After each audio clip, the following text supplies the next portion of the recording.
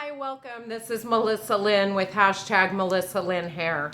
I wanted to bring up a few points today because I've been wanting to do a video like this, and it's in regards to age-appropriate hair, things that can make us look older in regards to our hair. And I'm all about embracing your age. I'm not saying that. But what I am saying is that we can really date ourselves with a few things gone awry in regards to our hair. One thing that I notice is bangs that are little girl bangs. There's very tiny little things that you can do to get a grown-up looking bang as opposed to the bang you had in your elementary school pictures. Too straight across and too long. We had that when we were 9, 10 years old, right? Or younger. And sometimes we just hang on to that look because that's our look. Sometimes too fine of bangs, right? So it looks like you haven't really made a decision. I'll have clients be like, I just want a few like this. It looks like it has no backbone. It seems like you were at the salon and like, I don't know, should I get bangs? Should I not get bangs? If you want bangs, get bangs. And so I don't suggest doing them yourself. Talk to your hairdresser. But they're going to come from a little bit further behind so that you can get some of that weight going and it can hold your bangs down in a legitimate way, right? So that looks like you made a real decision. My hair's splitting right now because I had it split down the middle, but you can see what I mean. All the gravity helps fall this or lean this all forward. But if I were to take out some and like, oh, I want to keep the length on the side and I just have these tiny little bit, it just doesn't look as good. Sometimes a little curve on the bangs, a little like kind of Brigitte Bardot-y gives us a little bit of coverage on the sides, or we can feather them off of our face for a little bit of opening up of our eye area, really show that off and bring attention to them. Now, if you're a funky person and you like real modern styles and real artistic sort of clothes, you can go with a baby bang if it's appropriate for you and your style. If not, stay far, far away from them. And those baby bangs can really harshen up your face. So I would say walk lightly on that one and get advice, maybe even from 2 different people. The other thing I want to talk about is products.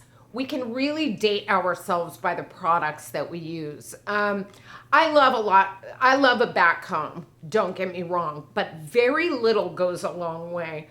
I have women that are bringing the style from decades gone by, and they'll want volume all up through here and just want lots of teasing all up through here. You gotta be careful of that because it can certainly date your hairstyle. Look at young women, look at hip women your own age, look at magazines. You're not gonna find a lot of that, promise you.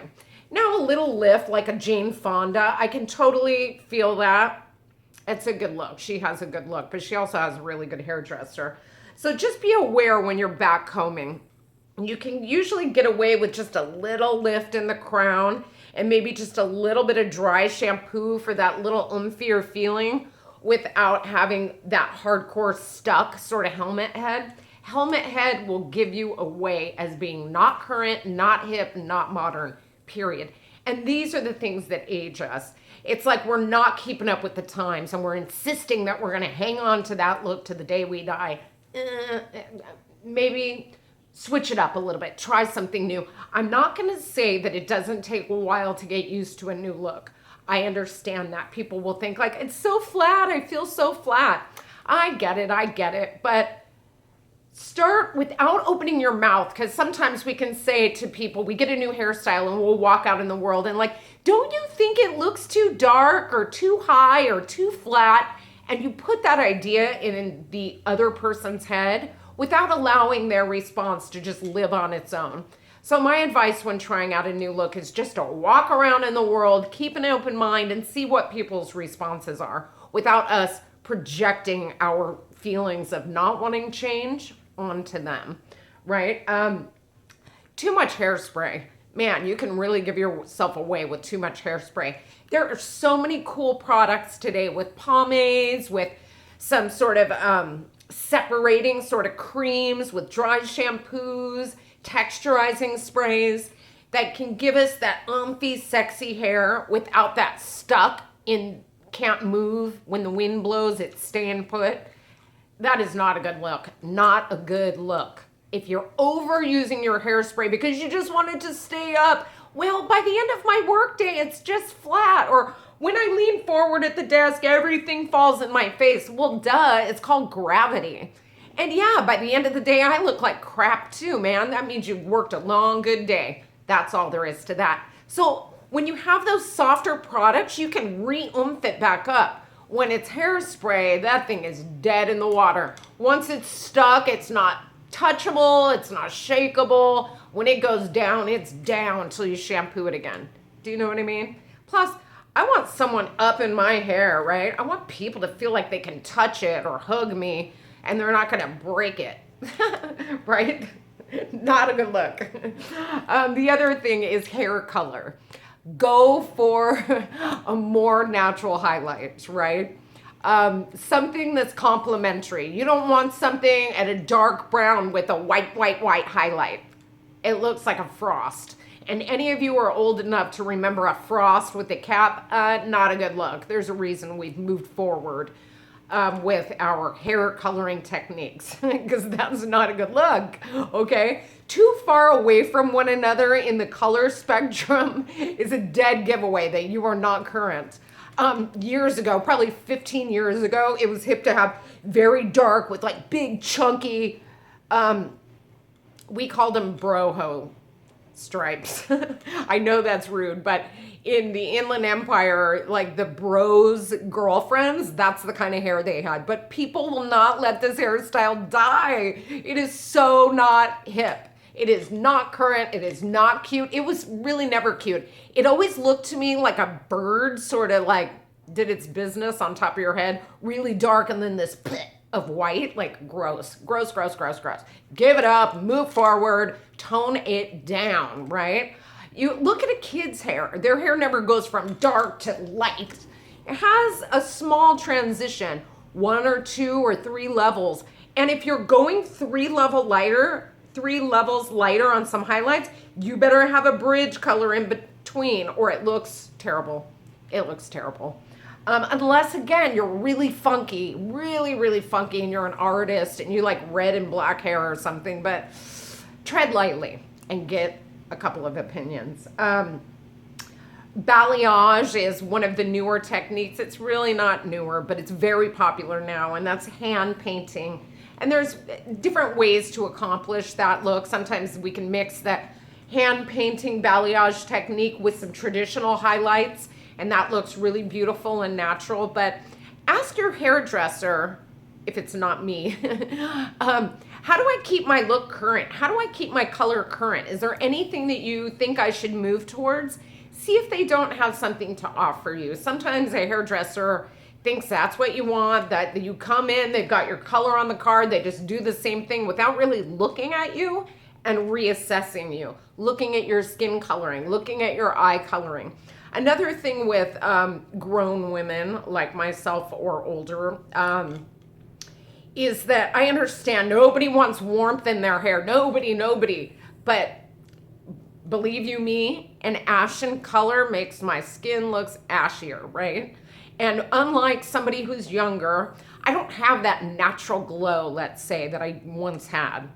I have a little glow because I'm happy, but I need a little bit of warmth in my life so that it can set some sort of sunshine on me. So beware when you're just like, I don't want to see any warmth. I just want ashy blonde. I want cool. Make sure it's a good color for your skin because it's not a good look on everybody. I promise you that. The other thing, black.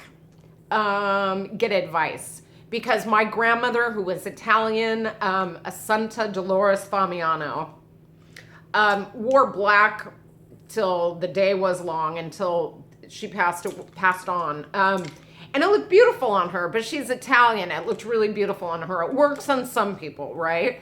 but it can also make us look very harsh and make things stand out that wouldn't otherwise stand out. It absorbs the light. It doesn't reflect light, right? When I have light reflection around my face, I look more shiny. Who doesn't want to look more shiny and happy and glowy? Everybody does, right? Unless you're goth. And in which case, if you're my age and goth, maybe find a new look. If you've been rocking that look since you were 20 or 18, find a new look. Long hair. Okay, everybody differs in opinion on this, but I personally feel like I can have long hair at any age and I'm not going to be told otherwise. And I tell my clients the same thing. So I have some dedicated, you almost can't find a more dedicated client than a long-haired client, because I'm not going to try to talk them into cutting it off. I'm not going to tell them that they're too old for it. I disagree. I think you could be a 75-year-old woman or an older age and rock long hair. If the ends are healthy, if it needs some layers and some movement, that those are in there, that your hair color is on point, we can all have long hair. It's days gone by where I had to have a short hairdo that kicked up in the air so that I lifted up my wrinkles or whatever the thought was behind that. Fiddle faddle. Again, every hairdresser's opinion varies. This is my opinion. And so I've pinned a lot of pictures of grown women and older women with long hair on one of my Pinterest boards for just that reason. We're allowed to have it. We're allowed to. It's our right, period. But again, if it looks just like a curtain and you've got ends that are 4 inches long that look like, way trashy and way dried out and way frayed, get it worked out. If you need to get off this much so that you can then regrow it in a healthy way, do that, okay? And another thing is, have somebody, this is not my business necessarily, but have someone check your makeup. If you are putting on too much foundation, too much blush, too many weird colors, too many, back in the 70s and 80s, we would do all these crazy eyeshadows. And the young people still do it. It's really cool to do all these cool designs. Beware when you're of a certain age, because it can certainly make you look crepier and older. I would say the least you can wear and get away with it, almost the better. Open up your eyes a little bit with a little bit of eyeliner, a little bit of shadow on the lash line, and mascara, and a little blush, a little bit of foundation, and spot treat, right? But overdoing it just makes us look older. Anyway, I hope that was helpful. It's been something that I've been wanting to do, so that's it. Thank you for tuning in, and also you can catch all of my videos on my YouTube channel, which is #melissalynhair. It's easier to look them up that way probably than to fish through my Facebook page. But anyway, have a wonderful day. Ciao.